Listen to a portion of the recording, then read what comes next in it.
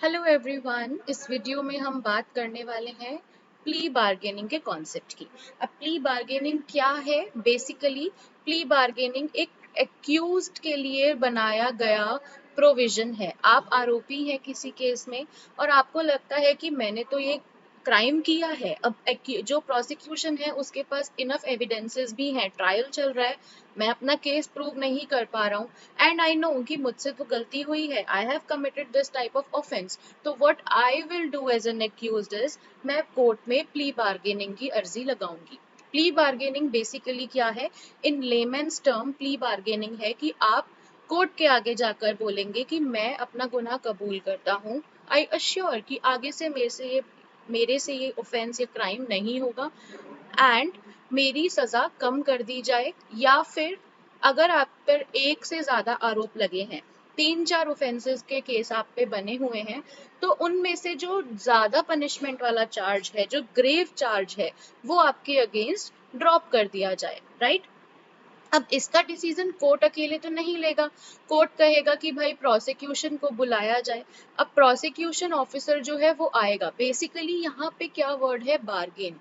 This is a negotiation. Okay, so this initiative ये basically एक criminal negotiation है जिसमें जो अक्यूज्ड है वो अपना आरोप मान लेता है और वो ये रिक्वेस्ट करता है कि सिंस मैंने अपना आरोप, अपना जो एक्ट है वो मैंने मान लिया है एंड आई अश्योर कि आगे से ये नहीं होगा, तो प्लीज मेरी जो पनिशमेंट है, मेरा सेंटेंस है, वो कम कर दिया जाए या फिर जो मेरे एक से ज्यादा चार्जेस हैं उनमें से ग्रेव चार्जेस को ड्रॉप कर दिया जाए, राइट? और हो सकता है कभी कभी छोटे मोटे ऑफेंसेस जैसे जिनमें 1 साल की सजा है, 1.5 साल 2 साल की सजा दी गई है, उनमें हो सकता है कि पूरी तरह से सेंटेंस जो है वो माफ भी कर दिया जाए, right?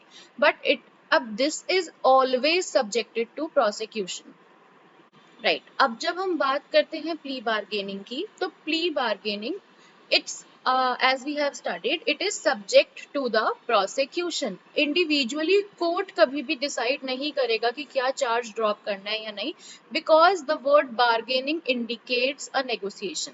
Now criminal procedure court में जब भी कोई it is a general information, जब भी किसी में ए बी सी ऐसे इस तरह के टर्म्स आते हैं किसी चैप्टर के नाम के आगे या किसी सेक्शन के नाम के आगे, तो generally these are due to amendments, right?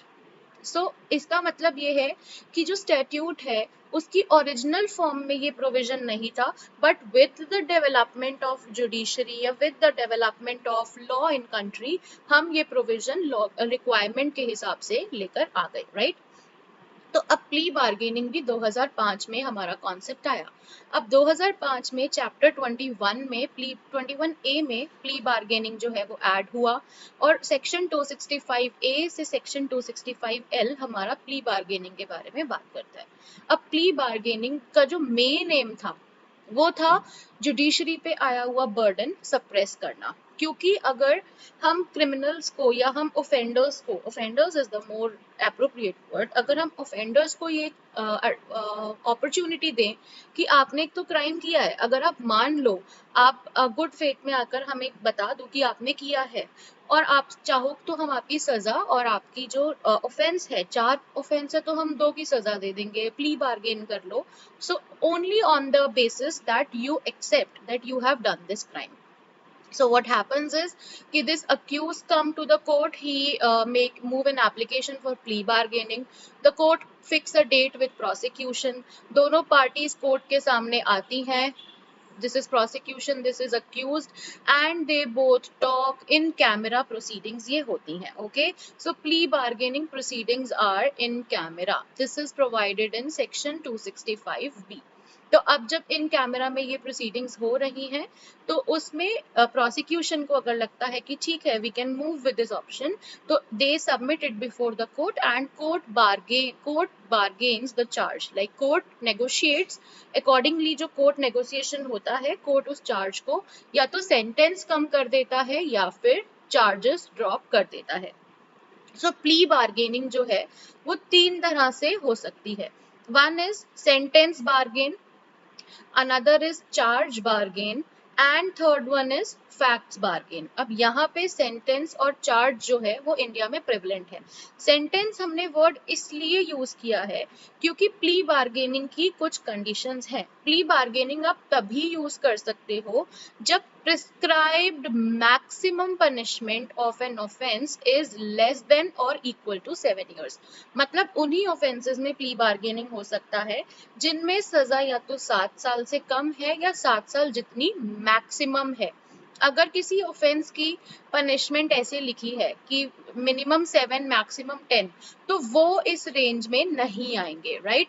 So basically इस क्लॉज का इम्प्लाइड मीनिंग ये है दैट जो हमारे पास हीनियस क्राइम्स हैं, जिन जैसे मर्डर है, जैसे सेक्सुअल ऑफेंसेस हैं जिनकी सजा 10-10 साल 20-20 साल होती है, वो उनमें प्ली बार्गेनिंग नहीं की जा सकती, right.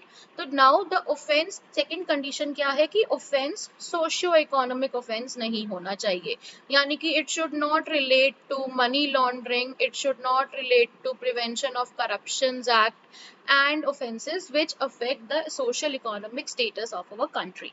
Then the third one is कि अगर वो ऑफेंस किसी चाइल्ड के अगेंस्ट हुआ है या किसी विमेन जिसकी एज 14 साल से कम है उसके अगेंस्ट हुआ है, then that offence is also not, it will also not be plea bargained, right? So this is the concept of plea bargaining. I hope this video was helpful for you. Thank you very much. Stay tuned.